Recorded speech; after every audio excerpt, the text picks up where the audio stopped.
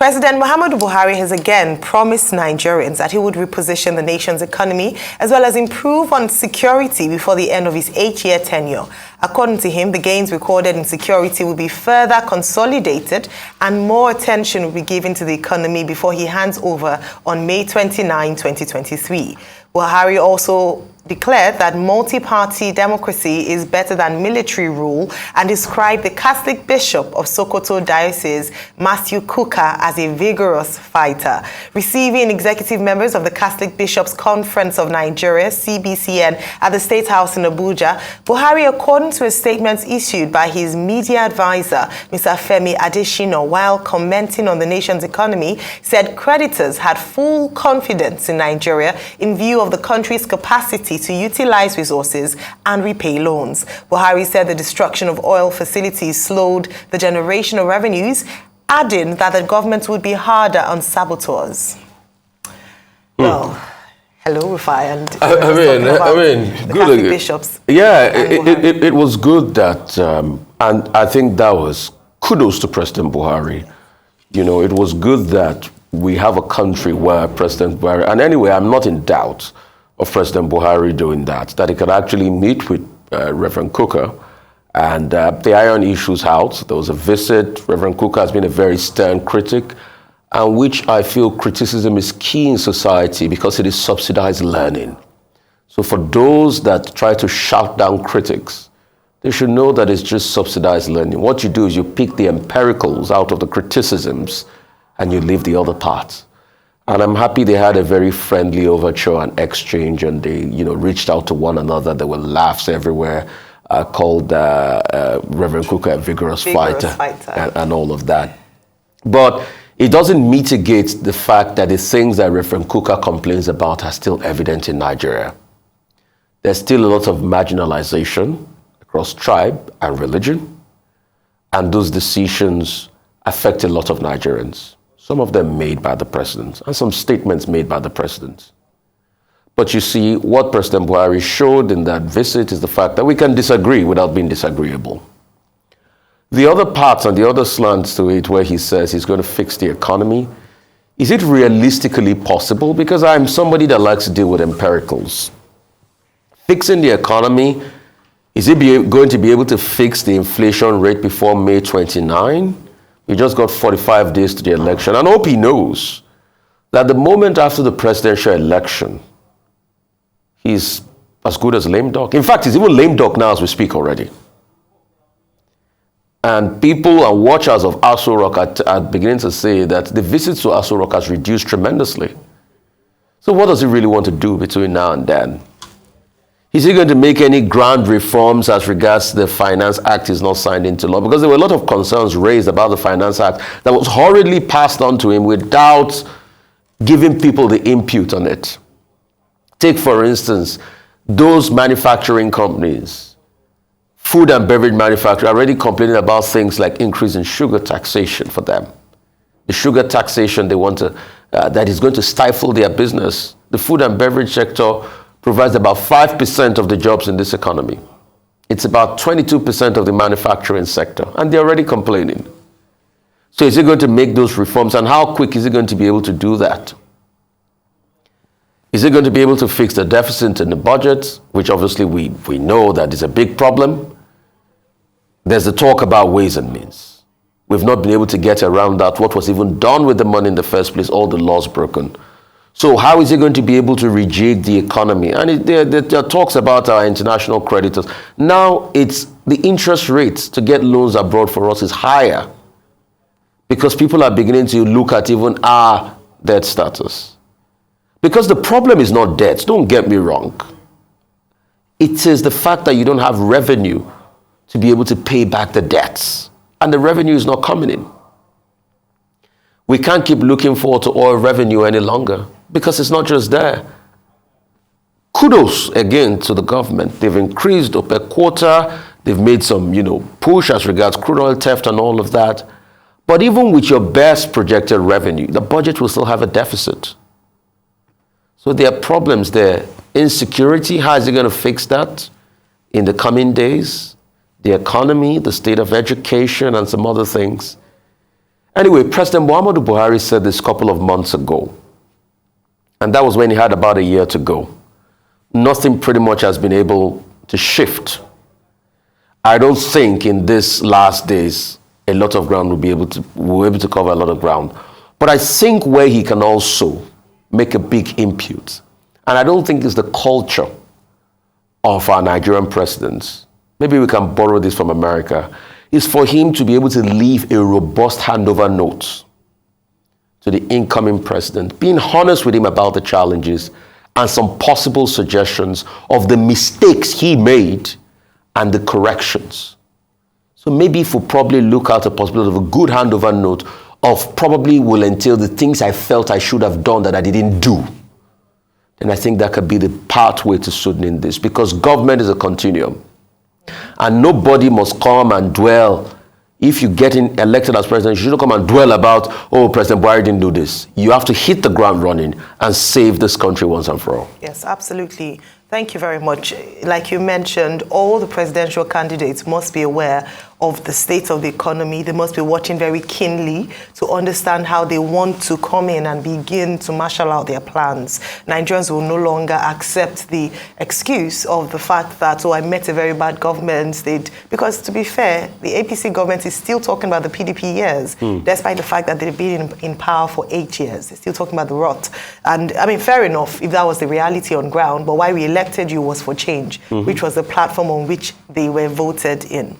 But let's talk about the Catholic Bishops' Conference of Nigeria's visit. It was led by their president, Most Reverend Lucius Ogoji.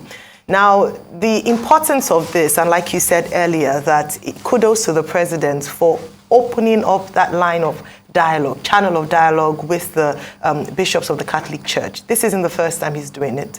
In fact, they admitted that even before he got elected, they had opened up the channels of dialogue, and it continued to do so whilst he's been president. In 2018, they met with him. As you've mentioned, Bishop Matthew Hassan Kuka has spoken to him. Not very pleasant. Last year, twice, during his Easter homily and during his Christmas homily. And they shared their concerns. They've been consistent in talking about nepotism, in talking about the handling of security or perhaps insecurity in the nation. They've been consistent about talking about the level of poverty. And this is, as you mentioned, just as if it's a farewell to him, because he has only a number of months before he hands over to the next elected government. Now, estimated 20 million Catholics in Nigeria. So they represent a sizable number of the people that the president governs.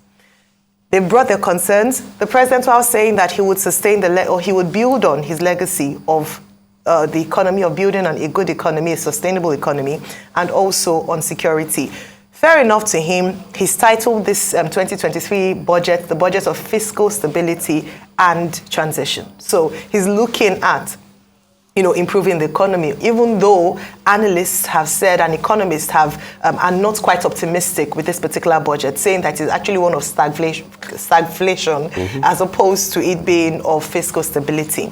And then in terms of security, he said that he reiterated the fact that they've degraded Boko Haram in the Northeast. He talked about the fact that he's just been to Yobe and in Namaturu and Adamawa, Yola in Adamawa, and they gave him the assurances that indeed they've degraded Boko Haram in these areas, and that he would consolidate on this work to ensure that he continues to fight insecurity. Again, that begs, we spoke about this extensively yesterday, and like you mentioned, we're looking forward to the next government coming in and actually tackling the state of insecurity in the nation, particularly with regards to banditry, kidnapping, and herdsmen clashes and the likes. And then on the final note, or the final call from the Catholic bishops, which is on a free and credible election, this, Rufai, is where I think he can actually make his mark. We still speak about former President Goodluck Jonathan, because of what he did, where he conceded and didn't fight when he lost the elections. We're looking forward to President Muhammadu Buhari fulfilling his promise to Nigerians, which he's reiterated a number of times, that he was going to leave a legacy of free, fair and credible elections. And we're going to be talking about the INEC story very shortly. But just to mention that, like you said, there's no use crying over spilled milk at this point, because he's going to be rounding off his tenure in a matter of months. However, give Nigerians a good election so that we are able to vote in the choice of Nigerians and not the choice of a few. This is one legacy the president could certainly leave, and this is a great call by the Catholic bishops to him as we approach election season. Important. Now, moving on, the electoral body INEC is not considering postponing next month's general election or adjusting the election timetable. That's according to INEC chairman Mahmood Yakubu. He was clarifying an earlier statement made by the chairman of the board of the Electoral Institute, Abdullahi Abduzuru, who had said that the elections risk being postponed or cancelled due to insecurity. Yakubu also presented the voters' register to the 18 political parties in Abuja, and Chinaza Samuel reports. It's less than 50 days until the February 25th presidential and National Assembly elections, and the electoral body is putting measures in place to ensure a hitch-free process. While insecurity and other challenges appear to pose a threat to the successful conduct of the polls, INEC says there is no cause for alarm. The elections will hold as scheduled. The Commission is not contemplating any adjustment to the election timetable, let alone postponement of the general election. For the avoidance of doubt, the presidential election and the National Assembly elections will hold on Saturday, 25th February 2023, while governorship and state assembly elections will hold 2 weeks later on Saturday, 11th March 2023. The 2023 general election will hold as scheduled. Any report to the contrary is not the official position of the Commission. In fulfillment of the provisions of the new Electoral Act, INEC presented the voters' register to the country's 18 registered political parties. After the cleaning up of the data from the last continuous voter registration exercise held between June 2021 and July 2022, 9,518,188 new voters were added to the previous register, resulting in the preliminary register of 93,522,272, which was presented to Nigerians for claims and objections as required by law. A review of the document shows that Lagos has the highest number of registered voters of 7 million. Kano follows closely with 5.9 million voters. Kaduna comes next with 4.3 million voters, while Rivers State has 3.5 million voters. Ekiti State recorded the least number of voters with 987,000 voters, while Bayelsa comes next with a little over 1 million voters. Yobe State follows with 1.4 million voters. More review of the document shows that there are more men than women in the voter register. 52% of the registered voters are male, while 47.5% are female. Young people between ages 18 and 34 make up 39% of the voter register, while middle-aged persons between age 35 and 49 make 35.75% of the national register. Elderly persons between ages 50 and 69 make up 18.9% of the voter register, while senior citizens aged 70 and above make up 5.6% of the register. INEC says it remains committed to the conduct of credible elections during the February 25th and March 11 polls, and is asking citizens who are yet to collect their voters' card to do so within the stipulated time. Chinaza Samuel, Arise News. Right. Well, thank you, Chinaza Samuel. I mean, great report there, I must have to say, to Chinaza Samuel. But here, it's right there in the faces. At first, I'd like to say INEC should step up this collection, make it available to people. In that report, I think they talked about the fact that they've put out over 13 million PVCs. The last election cycle, we had 84 million people. Now it's 93 million people. Between June and July last year, you have about 9 million new people registered again on that. So we need those people to be able to get their PVCs. And I'm happy it's in the ward levels now. Let's see how quick people are going to pick up their PVCs. But stats are good, and that's why I like data. It just shows you that the future of this country will be determined by people between the ages of 18 to 34. And that's what we keep saying. So 18 to 34 that have a mindset to change the country anew. And that's why I keep saying that the bulk of the voters in this country are people that were not born as at year 2000. And it's obvious. most people in Nigeria, you see, a sizable part of the population were not born in year 2003 or 2004. So they have the right to be able to change their country. The second cadre is between 34 to 49, which is about 33 million people, and the seniors. So please, young people out there, go out to vote. If you further extrapolate that data even further, you will see that most of the people, over 26 million of the voters are students. So students have the right to be able to change the dynamics of their country. So if you feel disgruntled about ASU strikes and the underdevelopment of the education sector, you have the right now to vote. You've got a PVC in your hand. The breakdown according to the states, the KKK state still holds the ace. Lagos leads with over 7 million registered voters. But the question is, are we going to break the jinx of voter apathy? Those that decided the last elections in Lagos, were they up to that amount? No. It's always a miracle in the last 2 election cycles if we get over 3 million voters in Lagos. The last time we got a 1.5 million clear win threshold was Babatunde Raji Fashola in 2011. So voter apathy has increased. But if we can get at least out of the 7 million people, 5 million people to vote, it will be a miracle. Kano, 5 million. A lot of people come out to vote. Give or take, Kano get over 3 million people or 4 million people to vote. Katsina and Kaduna. And another great entry into the number is Oyo State. But there's also a lot of voter apathy, over 3 million registered voters, but the numbers are always low, just like in Delta and Rivers. So it is incumbent on us, we've seen the data for ourselves, go out there, do everything you can to pick up your PVC. I saw some people even sleeping on the mat yesterday. Do everything you can to pick up your PVC. INEC should help people.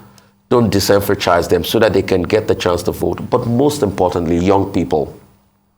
You can see that the dynamics of this country can change if only people between the ages of 18 to 34, that are 36 million, can come out to vote and do what is right for their country and all across all their age groups. And shall I shock you? Between the age of 18 to 34 lies the biggest bulk of the Japa population. So if you're running away from your country because it's not working and you are Japaing, then you have the capacity to be able to change that country of yours now with your vote. So hit the road, Jack. Go out there and vote. Keep it rolling. Thank you so much, Ufai. Now, when we were speaking, just to also clarify, again, to emphasize the fact that the INEC chairman, Professor Yakub Mahmood, said there was no room for postponement of the elections. Yes. In fact, he defended this claim quite extensively by demonstrating that by presenting the voter register, they released a schedule of activities, 14 step-by-step guide earlier on in February of this year, I believe. Yes, February 26th of this year, of last year.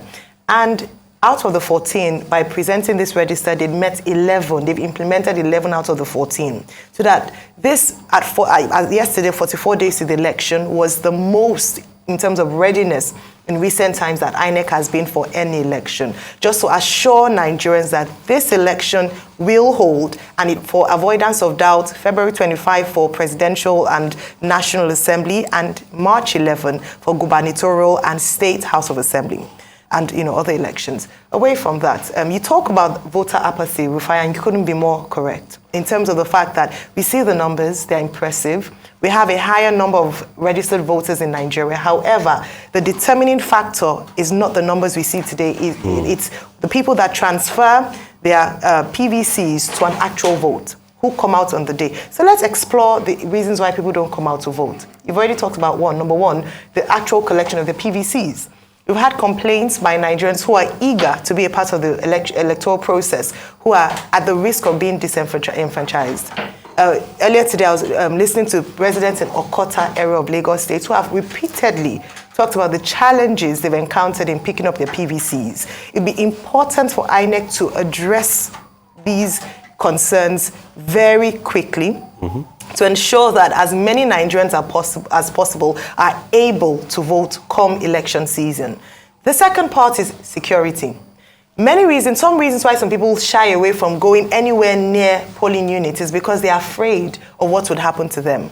Again, during his reports, Professor Yakubu Mahmood assured Nigerians that they're working with security agencies, and we have the assurance of multiple stakeholders that they are providing adequate security for Nigerians and their votes. This is something that must be spelled out. But beyond spelling it out, they must also demonstrate in the days leading to the elections that what they say is what they mean. Unfortunately, if we're speaking currently and judging by the number of attacks on INEC offices and some even verbal and actual violence, Nigerians are not yet confident. Why should I go out to vote on election day without the risk of thinking that if life will be lost or someone will come and do something? You need to assure Nigerians that this will happen so that people are interested in going out there to vote on the day of election. The third reason for apathy, of course, is how credible the elections are. If you speak to a number of Nigerians, they'll tell you, I'm not going to vote because it's already decided. My votes don't count. I just want to speak to Nigerians at this point. Your vote does count. In fact, the reason why you actually give more room for election malpractice when you don't either, one, pick up your PVC, or two, go out to actually vote. And so the president has said, and we must continue to emphasize this so that we are holding him to account for a free, fair, credible, and he's added inclusive election so that we all go out to exercise our civic duties on election day. No excuses. The numbers are good. Let us ensure that we translate these numbers to actual votes and put in the person that Nigerians want as opposed to whom a few people have. And quickly, I wasn't happy about the fact that the data of people living with disability were not added. Please, next time, let us make them priority because they're part of society too. He mentioned them. Last year, 2019, they had no data. This year, he added, and they were quite low. I'll just quickly pull up the figures. Quite low, but still, at least they were captured in this particular cycle. And that's why I talked about inclusive, because if we're getting their numbers, we need to ensure that the centers are also, the centers are able to accommodate. Yes, it put the distribution of age groups and then persons living with disability. I'll pull up the numbers before we're done. But yes, he mentioned it yesterday. So this year we had a few people. All right, the APC presidential candidate Bola Tinubu has reaffirmed his commitment to transform the southeast region into an industrial hub of the country. He made the pledge at the party's presidential campaign rally held at the Michael Okpara Square in Enugu. The APC presidential candidate appealed to his teeming supporters to be resolute in their resolve in ensuring victory for the party in the region. If you elect me as the president, and we work together, we can create industrial hub for Enugu. Industrial hub for Igbo, for Ebonyi, Anambra, Abia, deep sea port, 2 in Port Harcourt, fabricating engines, making all the things necessary. Not just cutlass and back brave hands. Enugu will become an industrial hub. One is for APC. We have to integrate ourselves into the center so that we can boldly go to the center. We can boldly go to Jagapan with the results of our polling units, with the results of our wards, with the results of our local government, with the results of our states. You will not bargain very well if you have not won all these levels of our elections. Cardinal necessity for Ndi Igbo and indeed Nigeria to embark on proper integration to the national politics, to be part of the national cohesion, and become participants of the national politics. It is not about whether you have been a leader for 20 years, nor is it about whether you are the richest man from Southeast, because I'm convinced that what the richest man can do for a community in 200 years, federal government can do it in 2 seconds. Well, there you have it, Rufai. Yeah, good. It's a good thing we plugged out the data on disability, which I feel is quite very low. Yes. 85,000 people, about 85,000 people, that is very low. I think in the next election cycle, we should learn to capture more people living with various forms of disability, and it has to be stated here. But he was in Enugu yesterday, the presidential candidate of the APC, Bola Ahmed Tinubu. I'm making it a personal calling for myself. I would not like to dwell on the abuses. I would like to dwell on the substance. I think we give so much, oxygen to these abuses, which is very funny and stupid as far as I'm concerned. I don't want to dwell on that. I want to dwell on the subject of matter. He struck a lot of chord yesterday, and give it to him. He got on the campaign trail, looked at the area, said the things he was going to do, but it was low on how he was going to do them. But one thing he has always made the argument on that I support him totally is on coal. And I'm happy he talked about coal again in Enugu. The last time he had the climate change talk, a lot of people kicked against him. Okay, maybe because of the, quote he used or something. But the argument he keeps making is that we cannot say we are talking about climate change and the West is burning their coal and we cannot burn our coal. The best we will do is we will get the technology to be able to burn coal in a clean way. And coal used to dominate a part of our electricity production.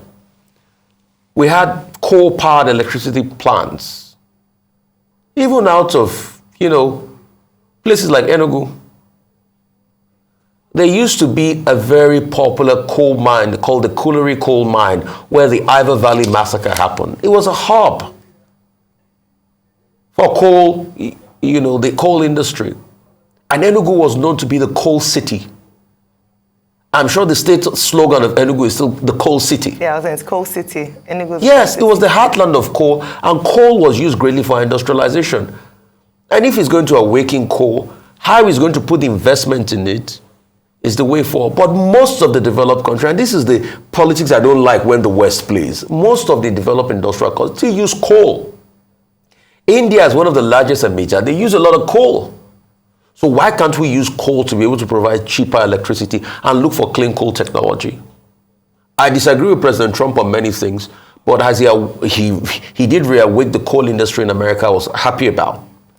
Because you can't say that in transition to clean energy, it has to be electric cars all through.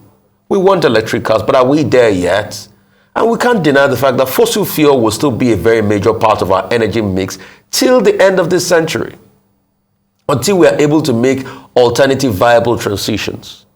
Germany has opened their coal power plant again because of the crisis in Ukraine. And even after COP, people are opening coal. It's not that I want a cleaner environment. But all I want also is fairness. And like he said they're going to also improve agriculture. Yes, the East is known to be an agricultural, viable market for agriculture. A lot of planting activities, a lot of research and development can go into that place. And there could be a lot of research and development that comes out of the East. And there are many mineral resources that could still be brought out of the East. You've got cement. I mean, one of the biggest cement hubs we knew before used to be Nkalagu. And I'm happy that the Empire State Governor was there. But the big question is how? Are you going to bring out all this mineral resource to work for Nigeria? Because you know that investor confidence has waned over the years. And bringing those mineral resources out is a big challenge. The investment climate is not how it used to be. It's even more difficult to raise money for projects on coal than it is back in the days, because there's environmental impact assessment on projects now that before you can raise colossal amount of money for this project, you have to look at the effect of the environment, and they're going to cite this regulation. So how is it going to do it? But he sounded off on the right things.